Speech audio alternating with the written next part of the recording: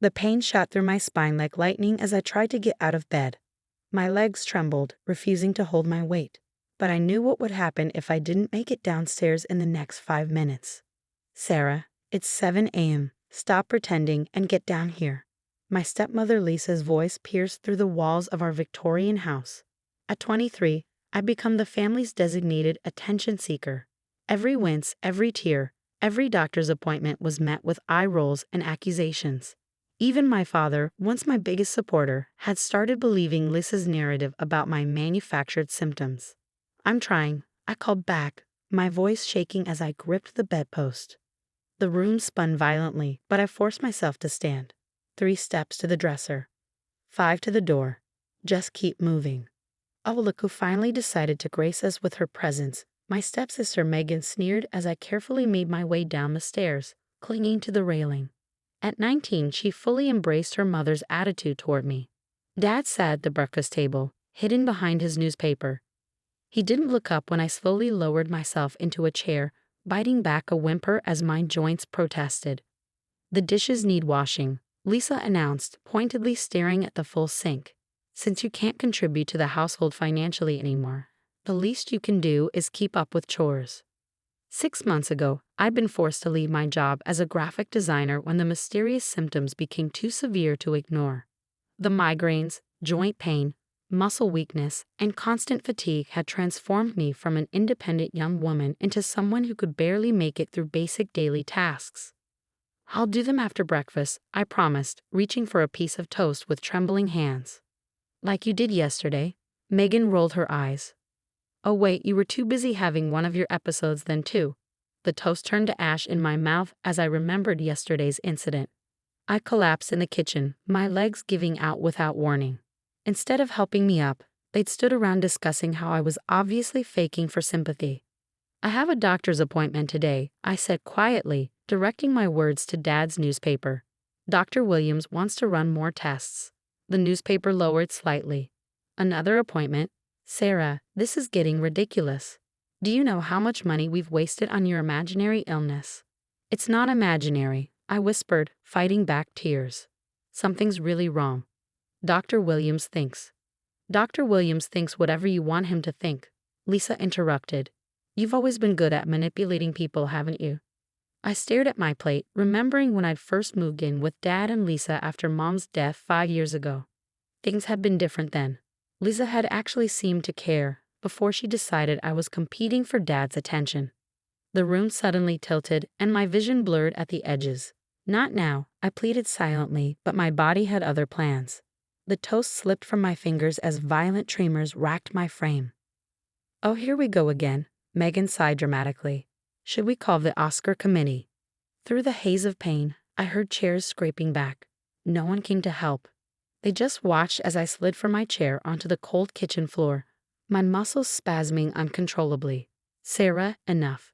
Dad's voice was sharp. "This attention-seeking behavior has to stop." But I couldn't stop. My body was betraying me in ways I couldn't, or wouldn't, understand. As consciousness started to fade, I heard Lisa on the phone. "Yes, she's doing it again," she was saying, presumably to Dr. Williams' office. "We need this to end. Send whoever you need to send. We'll prove she's faking." The next thing I remember is opening my eyes to find not just Dr. Williams, but a stern-looking woman in a white coat kneeling beside me on the kitchen floor. "I'm Dr. Eleanor Chen, neurology specialist," she said, her fingers pressed against my wrist. "Just lie still while I examine you." My family hovered nearby, their expressions a mix of annoyance and embarrassment at having a specialist witness what they assumed was my latest performance. But as Dr. Chen conducted her examination, her face grew increasingly serious. She pulled out various instruments, testing my reflexes, muscle strength, and nervous system responses. With each test, her frown deepened. "How long has she been experiencing these symptoms?" she asked sharply. "She claims it's been 6 months," Lisa replied, emphasizing the word claims. "And you haven't sought specialized care before now?" Dr. Chen's tone could have frozen fire. "We thought she was just," Dad began. "Just what?" Dr. Chen cut him off. "Just lying about being in excruciating pain? Just pretending to lose control of her muscles?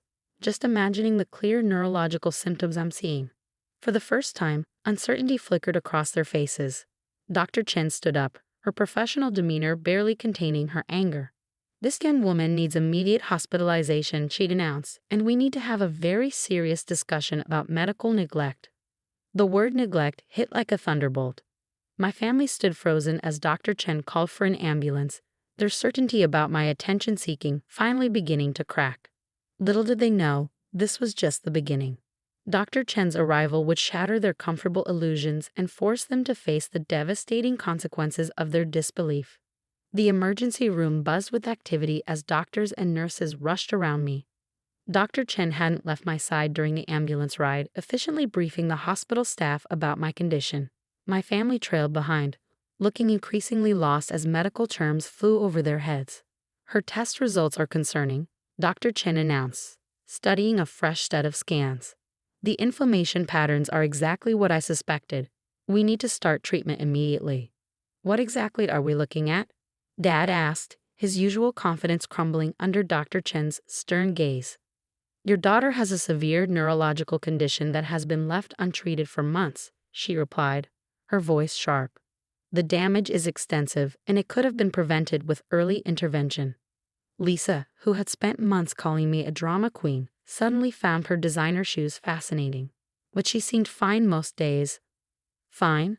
Dr. Chen's eyebrow arched. "Ms. Thompson, I've reviewed Sarah's medical history. She's documented every symptom, every episode, every time she asked for help. The only thing fine about this situation is how finely tuned your ability to ignore her suffering has become." Megan shifted uncomfortably in her chair. "We thought she was just trying to get attention." "Oh, she has my attention now," Dr. Chen replied coldly, "along with the attention of every specialist in this hospital. Would you like to know what we're seeing?" She pulled up my scans on a screen, pointing out areas of inflammation and damage. My family's faces paled as she explained each finding in excruciating detail. "This," she pointed to one area, "is why she couldn't stand most mornings. And this is why she kept dropping things. And here's why she experienced those fake episodes you so callously dismissed." Dad sank into a chair, his face ashen. "Why didn't any other doctors catch this?" "Because you kept canceling her appointments," Dr. Chen answered, consulting my records. "Every time a doctor suggested specialized testing, you dismissed it as attention-seeking behavior. You actively prevented her from getting the care she needed." The weight of their actions finally seemed to hit them. Lisa started crying, while Megan looked like she might be sick. "What happens now?" Dad asked quietly. "Now," Dr. Chen checked my IV. "Now Sarah begins aggressive treatment to prevent further damage. She'll need extensive physical therapy, medication, and regular monitoring. And you," she fixed them with a stern look, "will all attend mandatory family counseling." "We'll do anything," Lisa whispered, reaching for my hand. I pulled away, not ready for her sudden show of concern.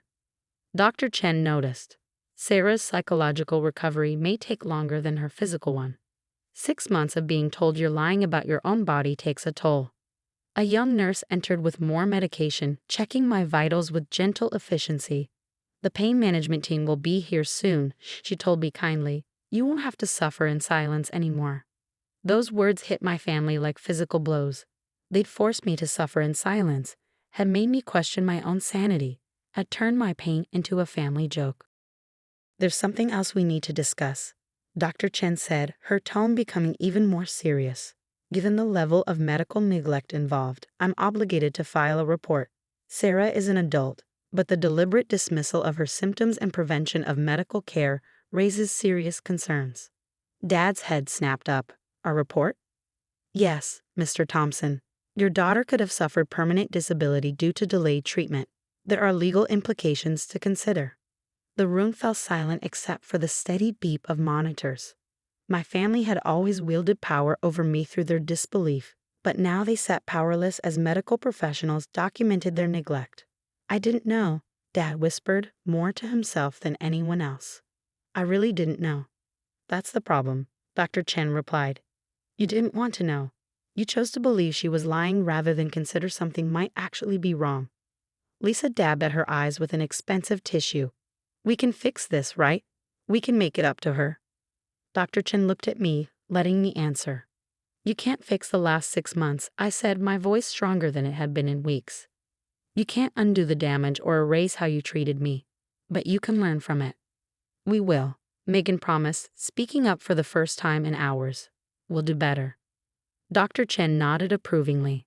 That's a start, but the road ahead won't be easy. Sarah needs support, not suspicion. Can you provide that? They nodded eagerly, desperately, but I noticed Dr. Chen didn't look convinced. She'd probably seen many families like mine, forced to face their mistakes only when confronted with undeniable evidence. As my family filed out later that evening, following Dr. Chen's orders to let me rest, I caught a glimpse of their faces. The arrogance was gone, replaced by shame and uncertainty. They'd wanted proof of my illness. Now they had it, in stark medical terms they couldn't dismiss. 3 months into my treatment, the dynamic in our house had shifted dramatically. The same family that once mocked my symptoms now tiptoed around me, their guilt manifesting in different ways. Dr. Chen's report had triggered an investigation, resulting in mandatory counseling sessions with Dr. Peterson, a specialist in medical trauma. Every Tuesday, we sat in her office, unpacking months of dismissal and denial. Sarah endured something deeply traumatic, Dr. Peterson explained during one session. Being disbelieved about your own pain by those meant to protect you creates lasting psychological damage. Lisa, who'd replaced her dismissive comments with excessive hovering, burst into tears. I keep thinking about all the times she begged for help, and I just ignored her.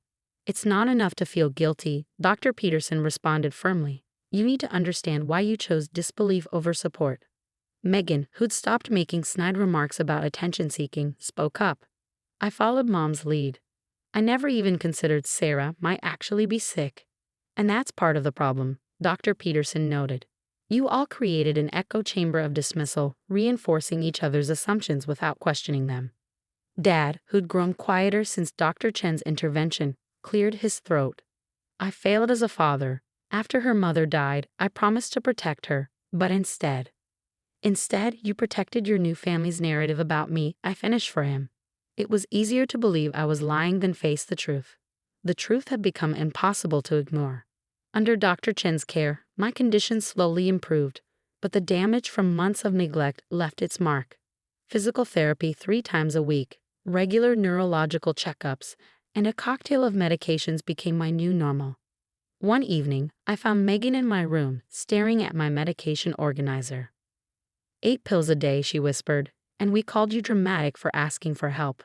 12 on bad days, I corrected her, watching her face fall further. How do you not hate us? She asked suddenly. I would hate us.